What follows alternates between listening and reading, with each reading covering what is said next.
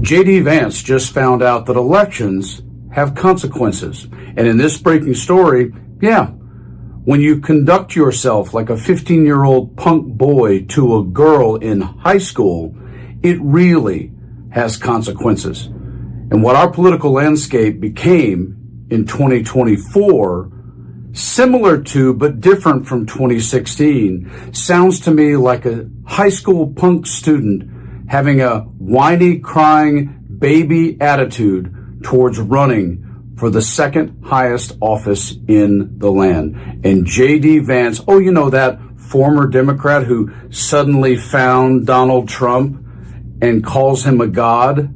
These are the things he decided to characterize Kamala Harris as.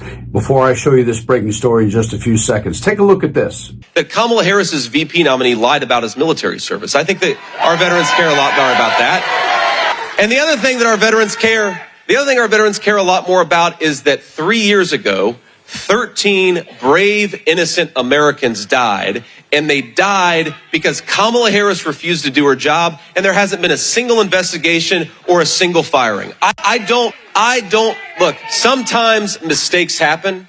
That's just the nature of government, the nature of military service. But to have those 13 Americans lose their lives and not fire a single person is disgraceful. Kamala Harris is disgraceful. We're going to talk about a story out of those 13 brave, innocent Americans who lost their lives. It's that Kamala Harris is so asleep at the wheel that she won't even do an investigation into what happened. And she wants to yell at Donald Trump because he showed up.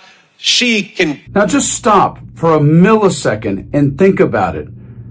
What you do, how you feel when suddenly someone, not to mention on the grandest public stage in America next to the Super Bowl, tells you to go to hell.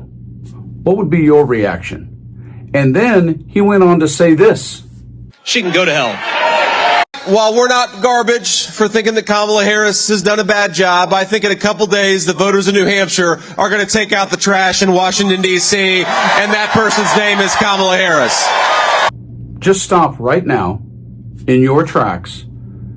And what would you do if someone basically to your face called you trash? Well, in this breaking story, while there are some norms that have been completely destroyed by Donald Trump in his first term, and many more norms that have been destroyed since, obviously, he didn't get reelected in 2020, and the norms that have been destroyed in the process of getting elected in 2024. This is what is likely to occur going forward in terms of breaking all sorts of norms. But Kamala Harris just decided, nah, I'm not doing it. That's enough.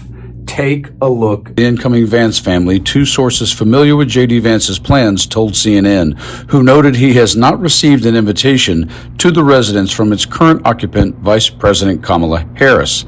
The nicety has been a recent norm, though Harris never went to the Naval Observatory prior to assuming the role in the aftermath of Donald Trump's attempt to overturn the 2020 election and the ongoing COVID-19 pandemic.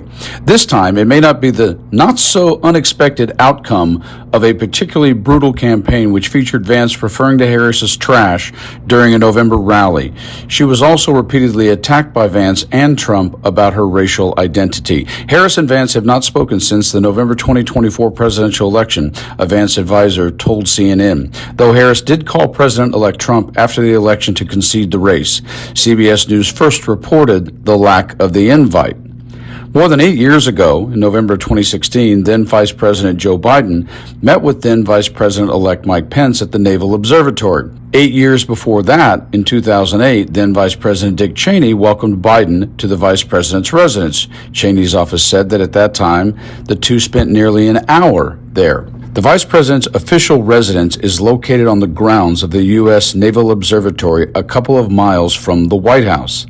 The same source did add that Second Gentleman Doug Emhoff and the incoming Second Lady Usha Vance spoke for 45 minutes last week, but did not elaborate on the contents of the call. Now, many folks, this is the world we live in, would spin that into, oh, Kamala, you're being childish. Well, first of all, it's kind of important to note that because of a couple of different factors, she did not go and see her new residence before becoming vice president in 2020 for a couple of different factors, but it'll get spun into tit for tat. And again, this is why I reference childish high school behavior, because that's what the world I feel like I'm living in is. It's also one of the reasons why I consistently encourage you to always make sure that you commune, converse, engage with those you don't agree with. I just spent 4 hours literally this week on Monday night having a conversation with a longtime dear friend of mine who is a staunch conservative, so much so that when she mispronounces Kamala's name and says Kamala, I know that for this entire time she's never once done or watched anything other than Fox News. But that doesn't mean, considering the person of her that I know, it doesn't mean that I can't possibly get her to shift her mind about a few things. Has been finalized. The Los Angeles wildfire catastrophe will also provide a personal test for Trump and his tolerance for acting as president of all America. During his last spell in the White House, Trump sometimes suggested that he would break with established practice and withhold disaster aid to create political leverage against Democratic jurisdictions. He appeared to deeply resent sending hurricane aid to the U.S. citizens of Puerto Rico, for instance, accusing inept politicians of using ridiculously high amount to pay off their obligation. The president's-elect leadership was especially exposed when there was a clash between an emergency response and his own political interest during the COVID-19 pandemic.